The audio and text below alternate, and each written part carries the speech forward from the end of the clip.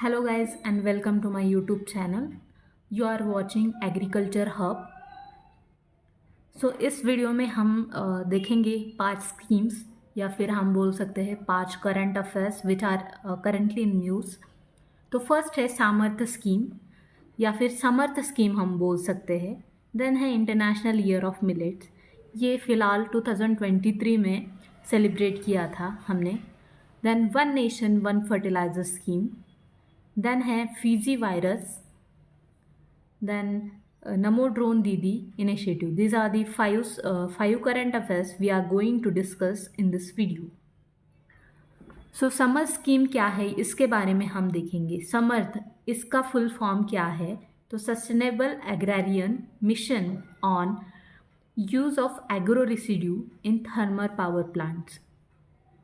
तो sustainable agrarian mission on use of agro residue in thermal power plants, इस नाम से ही हमें पता चल रहा है कि जो भी एग्रीकल्चर का वेस्ट होगा तो उसका यूटिलाइजेशन हम थर्मल पावर प्लांट्स में करेंगे। जो भी हार्वेस्टिंग के बाद जो भी रेसिड्यू एग्रीकल्चर रेसिड्यू बचता है तो उसका यूज़ हम थर्मल पावर प्लांट्स में करेंगे, जिसकी वजह से जो भी मतलब फील्ड में ऐसे ही बचा कुचा रह जाता है या फिर हम लोग उसे ऐसे ओपनली ऐसे जैसे हम राइस की जो पैडी है, पैडी हार्वेस्टिंग के बाद जो हम उसका बर्निंग करते हैं उसकी वजह से क्या होता है, बहुत सारा ये मतलब पोल्यूशन हो जाता है, एयर पोल्यूशन, जिसकी वजह से ग्लोबल वार्मिंग हो जाती है और ओजोन लेयर को हार्म पहुंचता है। तो इस स्कीम का क्या मोटो है हम देखते हैं। Samarth and national thermal power corporation, Samarth और एनटीपीसी ने कोलैबोरेशन किया है। किसके लिए किया है कि जो भी एग्रीकल्चर रेसिड्यू हार्वेस्टिंग के बाद बचता है तो वो को फायरिंग मतलब प्राइमरी फायरिंग का मटेरियल अलग होगा but agriculture residue secondary material होगा, उसमें सेकेंडरी फ्यूल होगा और जिसकी वजह से उसका यूटिलाइजेशन हम थर्मल पावर प्लांट्स में करेंगे। तो co firing is a term use to describe incorporating a secondary fuel, मतलब प्राइमरी फ्यूल तो अलग होगा और ये सेकेंडरी फ्यूल के तौर पर काम करेगा। सेम कंबशन इक्विपमेंट, जो भी एक कंबशन इक्विपमेंट होगा उसमें जो हमारा एग्रीकल्चर रेसिड्यू है वो सेकेंडरी तौर पे काम करेगा और प्राइमरी अलग होगा, कोल होगा primary. A common application of co firing is used in coal fired power plants where coal use is supplemented with biomass. मतलब कोल जो है थर्मल पावर प्लांट में हम जनरली क्या यूज़ करते हैं, कोल यूज़ करते हैं। तो अलॉन्ग विद दिस हम एग्रीकल्चर रेसिड्यू भी यूज़ करेंगे as a secondary fuel. Okay, Samarth was launch by the ministry of power 2021। ये हमें क्वेश्चन पूछा जा सकता है यूपीएससी या फिर कोई भी एग्ज़ाम्स में हमें ये पूछा जा सकता है कि समर्थ जो है किसने लॉन्च किया है, किस मिनिस्ट्री ने लॉन्च किया है और किस ईयर में किया है। तो मिनिस्ट्री ऑफ पावर ने 2021 में समर्थ ये लॉन्च किया है and mandates all thermal power plants in India use 5 to 10% of biomass alongside coal to produce powers. तो इसमें क्या मैंडेट्स है, तो ऑल थर्मल पावर प्लांट जो है इन इंडिया, जो भारत के सभी थर्मल पावर प्लांट्स है उन्होंने मतलब 5 to 10% of biomass alongside the coal जो यूज़ कर रहे हैं उसके साथ 5 से 10% का biomass that is agriculture residues आपको यूज़ करना ही चाहिए, इसमें ये दिया गया है। Consequentially, it promotes research on modern boilers which can handle a great amount of silica and alkalis in biomass pellets। तो इसका कंसिक्वेंस क्या होगा, तो ये प्रमोट करेगा मॉडर्न बॉयलर्स के रिसर्च के लिए and which can handle a great amount of silica and alkalis in a biomass pellets. तो ये हैंडल करेगा silica and alkalis in biomass pellets. तो इसका देखा हमने proactive steps taken by the government of India. ये गवर्नमेंट ऑफ इंडिया ने एक प्रोएक्टिव स्टेप्स लिए गए हैं और transform the problem of stubble burning into solution of power production with lower carbon footprints. तो इसकी वजह से क्या होगा, जो भी पैडी बर्निंग हो रही थी उसकी वजह से बहुत सारा पोल्यूशन हो रहा था हमारे नेचर में, तो उसको अवॉइड करने के लिए या फिर काफ़ी हद तक कम करने के लिए ये गवर्नमेंट ऑफ इंडिया ने एक इनिशिएटिव लिया है स्टबल बर्निंग को कम करने के लिए। तो इसमें क्या क्या इंक्लूड है, तो national mission on use of biomass in thermal power plants ये इंक्लूड है, और biomass utilisation for power generation through co firing in coal based power plants, ये सब इसमें इंक्लूड है।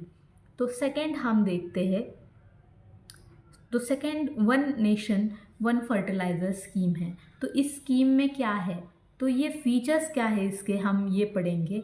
तो ये जो one nation one fertiliser scheme है उसका अलग नाम है PMBJUP, ऐसे भी बोल सकते हैं। तो इसका जो फुल फॉर्म है प्रधानमंत्री भारतीय जनुवर्क परियोजना। ओके, प्रधानमंत्री भारतीय जनुवर्क परियोजना, this is also known as One Nation and One Fertilizer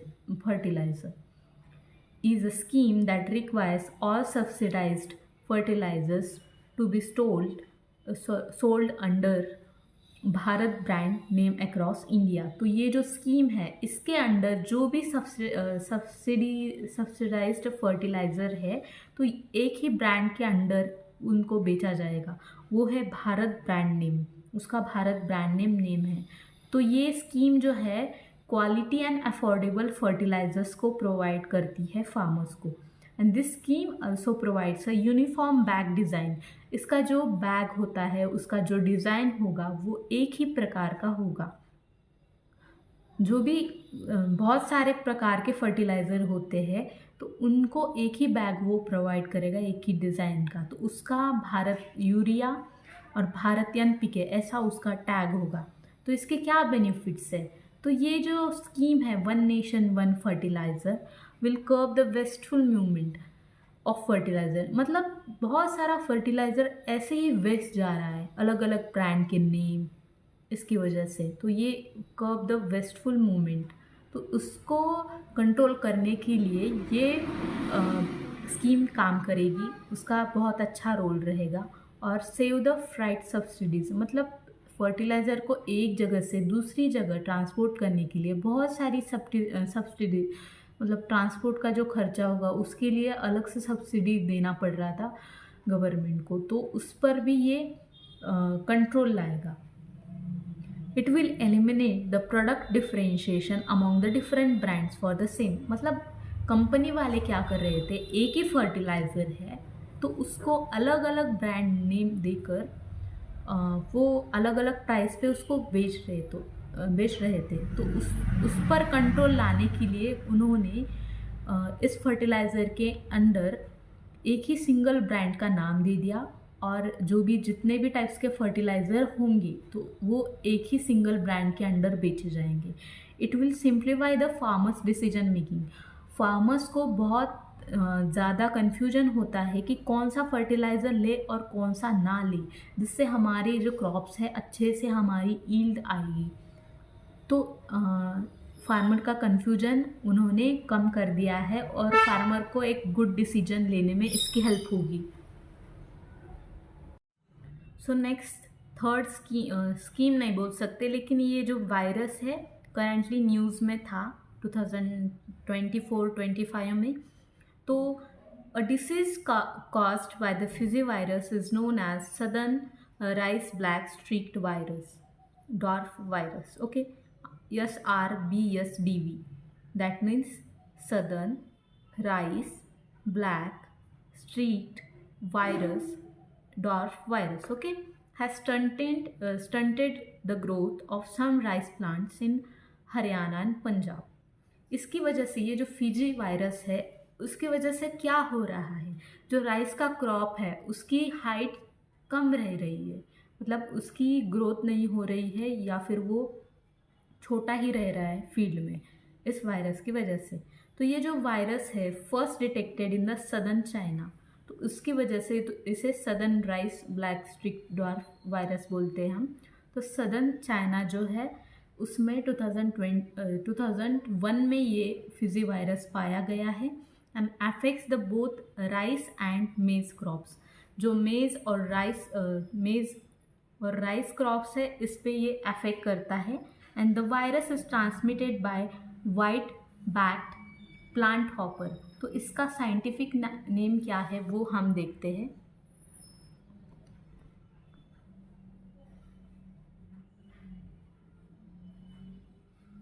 इसका साइंटिफिक नेम शायद मैंने वो पीपीटी चूज़ नहीं की है। हाँ देखो यहाँ पे देखिए कि Sogatella furcifera, it is a scientific name of white backed plant hopper. तो याद रखना है सोगाटेला फुर्सीफेरा। ओके, तो उसके बाद जो वायरस है, okay, white backed plant hopper, it is a sap sucking insect. Sucking insect है, that means it belongs to the order Hemiptera. Okay, तो इसका नेचर ही होता है सकिंग नेचर होता है हेमिप्टेरा के ऑर्डर का। That targets the young plant. जो भी वायरस है ये वाइट बैक्ड प्लांट हॉपर के ज़रिए मतलब ट्रांसमिट होता है और ये सैप सकिंग होता है and target the young plant. जो यंग प्लांट्स होते हैं उस पर वो टारगेट करेगा। यंग प्लांट्स में क्यों करेगा? क्योंकि यंग प्लांट्स जो होते हैं उनका जो बाहर का जो सेल वॉल होता है या फिर हम वो हार्ड नहीं होता, वो ऐसे सॉफ्ट होता है, उसकी वजह से उनको सकिंग करने के लिए हेल्प होती है। Okay, the virus is specific to phloem. तो जाइलम और फ्लोएम ये 2 पार्ट्स होते हैं, हमने प्लांट फिजियोलॉजी में पढ़ा होगा, बायोलॉजी में। तो जो फ्लोएम है ट्रांसपोर्ट करता है फूड का और जाइलम करता है वाटर का। फ्लोएम फूड और न्यूट्रिएंट्स का करता है। Okay, and does not spread through seeds और ग्रेन्स। तो ये सीड बॉर्न नहीं है और ग्रेन बॉर्न भी नहीं है। It is a specific to the phloem. Okay, then symptoms, the infected plants have dwarfed appearance. Okay, जो सिम्टम आएंगे तो उनका जो वो जो क्रॉप्स होंगे उनका हाइट नहीं पड़ेगा, वो ड्वार्फ रहेंगे और उनके रूट्स जो है वीक रहेंगे एंड ब्राउनिश इन कलर, और रूट्स जो है ब्राउन भी रहेंगे। क्या क्या रहेंगे? सिम्टम्स क्या है इसके?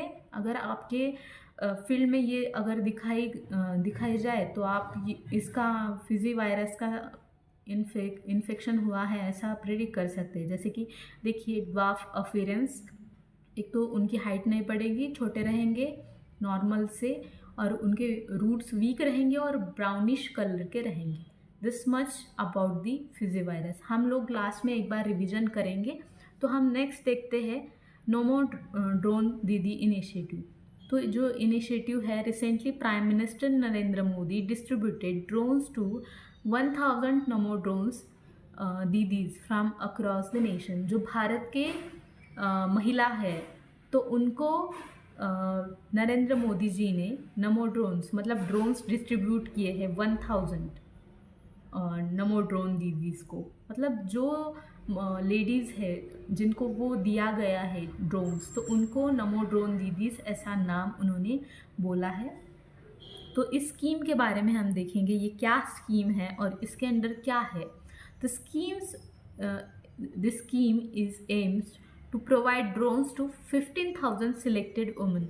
मतलब भारत सरकार ने, प्राइम मिनिस्टर ने 15,000 वुमेन्स को सिलेक्ट किया है under the self help groups for providing rental services to farmers for agriculture purpose. देखिए जो अपने प्रधानमंत्री है नरेंद्र मोदी, उन्होंने 15,000 लेडीज़ को, वुमेन्स को उन्होंने जो कि सेल्फ हेल्प ग्रुप्स में काम करती है, तो उनको उन्होंने ड्रोन्स दिए हैं और वो ड्रोन्स जो है वो फार्मर्स को रेंट पे दे सकती है और जो रेंट आएगा उसको वो यूज़ कर सकती है। ओके, तो इसमें क्या है, तो नेचर क्या है स्कीम का तो कोई भी स्कीम है अगर, तो उसमें जो भी सब्सिडीज़ है या फिर कोई भी है, मतलब अभी वो ड्रोन दे रहा है तो उसमें कितना फंड किसने दिया है, तो इसका हम देखेंगे। तो सेंट्रल सेक्टर स्कीम, तो ये जो नमो ड्रोन दीदी है वो जो है सेंट्रल सेक्टर स्कीम है, where 80% of the cost of the drone will be provided by the union government. Union government जो है 80% of the cost of drone, अगर 1000 रुपये का होगा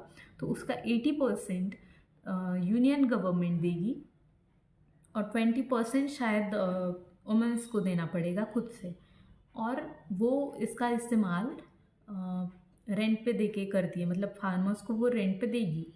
इसका क्या टाइम पीरियड है, तो ये 2023-24 में स्टार्ट हुआ था और 25-26 तक रहेगा। तो इसके क्या फीचर्स है, तो इसके क्या फीचर्स है, subsidy of 80% of drone cost और maximum of 8 lakh will be provided. तो 80% इसका सब्सिडी गवर्नमेंट के द्वारा प्रोवाइड किया जाएगा, यूनियन गवर्नमेंट के द्वारा। इस पर क्वेश्चन आ सकता है, जैसे कि देखो 80%, मतलब ये कंफ्यूज कर सकते हैं हमें एग्ज़ाम में, कोई भी एग्ज़ाम हो उसमें कितना फ़ंड किसने दिया गया है। तो इसमें स्टेट गवर्नमेंट का कोई रोल नहीं है, इसमें सिर्फ और सिर्फ union government that is central sector scheme इसका रोल है। और सब्सिडी उसमें 80% ऑफ द ड्रोन कॉस्ट दी गई है और maximum of 8 lakh will be provided. Nominal interest rate of मतलब nominal interest rate of 3% will be payable on the loan. तो ये जो 3% लोन है वो पेएबल होगा।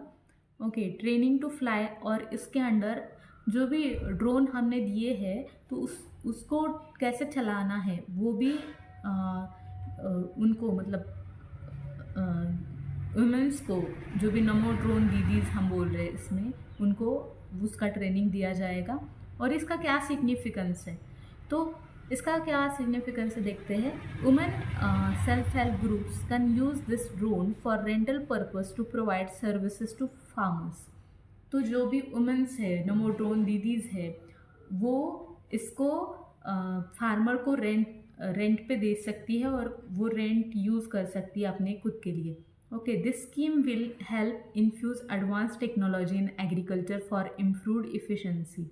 जो ये टेक्नोलॉजी है इसके द्वारा हम लोग फर्टिलाइज़र एप्लीकेशन कर सकते हैं, या फिर बहुत सारी एक्टिविटीज़ होती है फील्ड में जो कि हम इसके द्वारा कर सकते हैं, and enhance crop yield and reduce cost of operation for the benefit of farmers.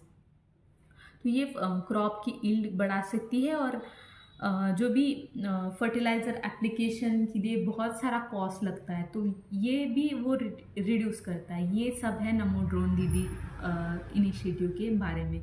तो नेक्स्ट जो स्कीम है हम देखेंगे, स्कीम नहीं बोल सकते लेकिन इंटरनेशनल ईयर ऑफ मिलेट्स, इसके बारे में। बाकी सभी तो हो गई है, एक ही बची है सिर्फ, जैसे कि ये international year of millets. Okay, ये हमने सेलिब्रेट किया था 2023 में, याद है आपको। तो India has successfully persuaded the UNGA to designate 2023 as the international year of millets. Okay, millets are the group of cereal grains that belong to the poaceae family. जो भी ग्रास फैमिली या फिर पोएसी फैमिली से belong करते हैं तो उसको हम बोलेंगे millets. India is the largest producer of millets in the world with the 41% of share in 2020. Okay, India जो है, हमारा कल्चर ही है कि हम बहुत सालों से मिलेट्स को ग्रो कर रहे हैं। इसका हमारे मतलब हमारे जो फूड में है बहुत अच्छा कंट्रीब्यूशन है उसका। India is the largest producer of millets in the world, and उसका जो 41% शेयर है इन 2020 वो सिर्फ भारत का रहा है।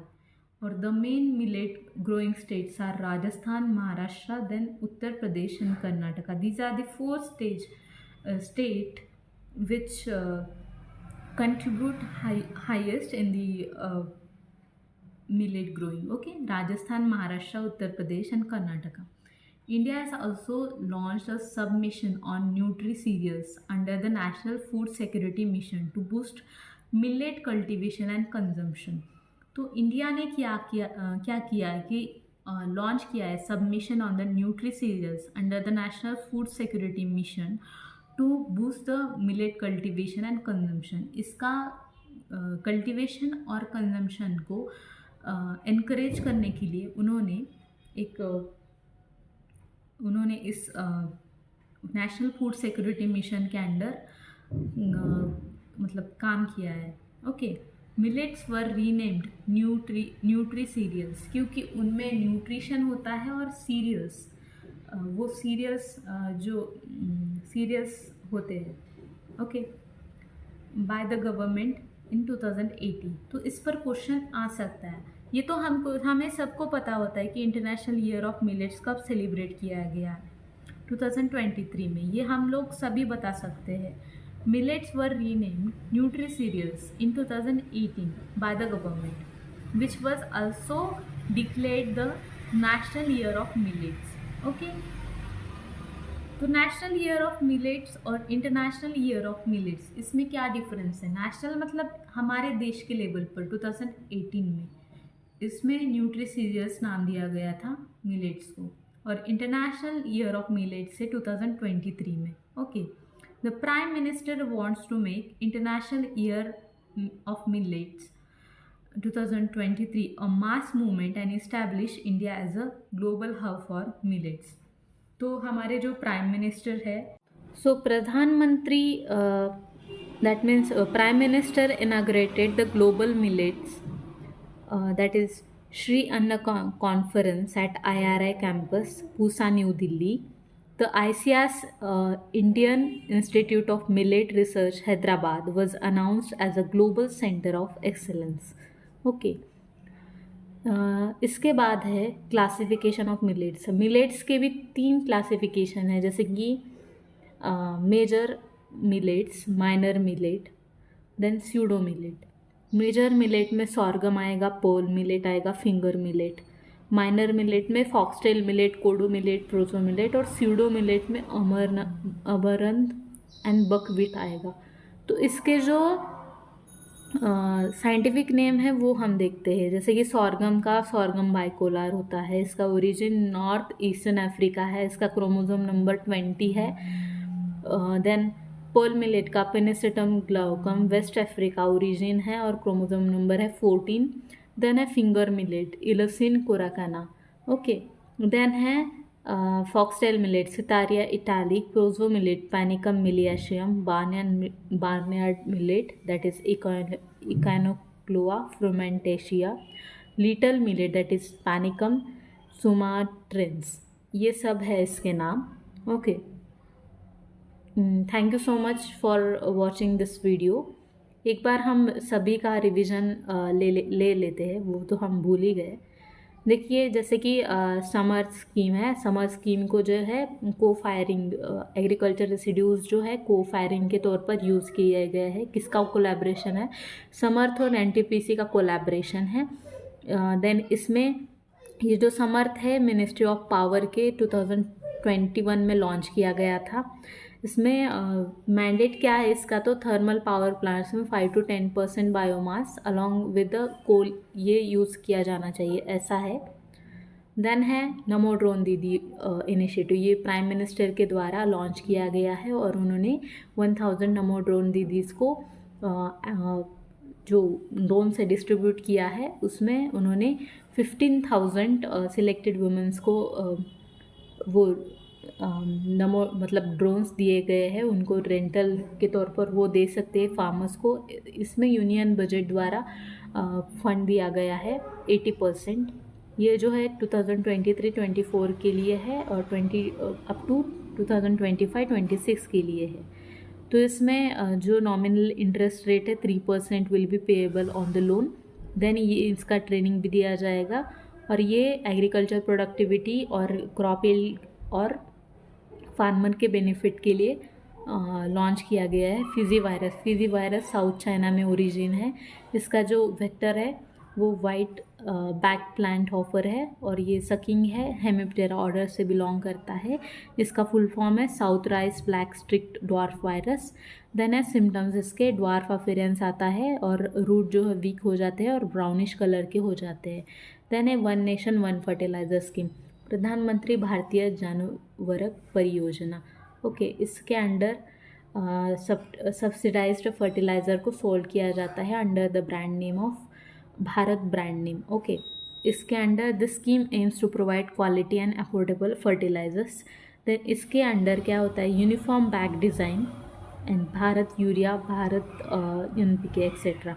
तो ये किसके लिए, इसका क्या बेनिफिट्स है कि ये वेस्टफुल मूवमेंट, मतलब फर्टिलाइज़र का वेस्ट हो रहा है उसको कंट्रोल करने के लिए ये यूज़ किया गया है, उसको कंट्रोल करने के लिए। ओके, और जो ट्रांसपोर्ट में मतलब फर्टिलाइज़र ट्रांसपोर्ट में बहुत सारा खर्चा हो जाता है तो उसको अलग से सब्सिडी देनी पड़ती है, उस पर भी उसका कंट्रोल आया जाएगा, उसका सेवेज होगा। It will eliminate the product differentiation among the different brands for the same type of fertilizer single brand। मतलब जो कंपनी वाली है एक ही फर्टिलाइज़र है डिफरेंट ब्रांड के अंदर वो बेच रहे थे, तो इसको एक सिंगल ब्रांड का नाम दिया जाएगा, तो फार्मर को भी इसका यूटिलाइजेशन हो जाएगा। मतलब उनको कंफ्यूज नहीं होगा कि कौन सा हमें यूज़ करना चाहिए और कौन सा नहीं। इंटरनेशनल ईयर ऑफ मिलेट्स 2023 में सेलिब्रेट किया गया था, और वो जो इनके पोएसी फैमिली के अंडर जो भी क्रॉप्स आते हैं, सीरियल्स आते हैं, उनको इसमें इंक्लूड किया गया है। तो लार्जेस्ट प्रोड्यूसर ऑफ मिलेट्स है इंडिया, 41% है उसका कंट्रीब्यूशन 2020 में। इसके जो टॉप स्टेट्स हैं जैसे कि राजस्थान है, कर्नाटका है, महाराष्ट्र, उत्तर प्रदेश और हरियाणा है। तो इसका जो 2018 में इसका नाम गवर्नमेंट ने न्यूट्री सीरियस दिया था, और उसको नेशनल ईयर ऑफ मिलेट्स 2018 को उन्होंने घोषित किया था। और प्राइम मिनिस्टर ने हमारे 2023 में वो जो है ग्लोबल हब, मतलब इंडिया को ग्लोबल हब ऑफ मिलेट्स बनाने की कोशिश की थी, और 2023-24 के बजट में श्री अन्ना मेंशन किया था मिलेट्स के लिए, गॉड ऑफ ग्रेन्स। ओके, तो यहाँ पे कॉन्फ्रेंस कंडक्ट किया था IRI new Delhi Pusa campus में। और okay, then ICS Indian institute of millet research Hyderabad was announced as a global centre for excellence. इसके जो क्लासिफिकेशन है वो ये हमने देखे हैं। फिर बाद में ये तो हो गया है, फिजी वायरस, देन नमोड्रोन दीदी, ये सब हो गया है। So thank you so much guys for watching this video. हम लेकर आएंगे अगला जो सेशन है, हम सैटरडे को लेके आएंगे, तो उसका वेट कीजिए। अगर आपने इसको सब्सक्राइब नहीं किया है तो आप सब्सक्राइब कीजिए, बेल आइकन को प्रेस कीजिए, देन लाइक शेयर। और आपको अगर इसमें कुछ करेक्शन चाहिए या फिर मेरे वीडियो में कोई गलती हो गई है तो आप करेक्शन भी बता सकते हैं नीचे। तो thank you so much for watching this video. Okay.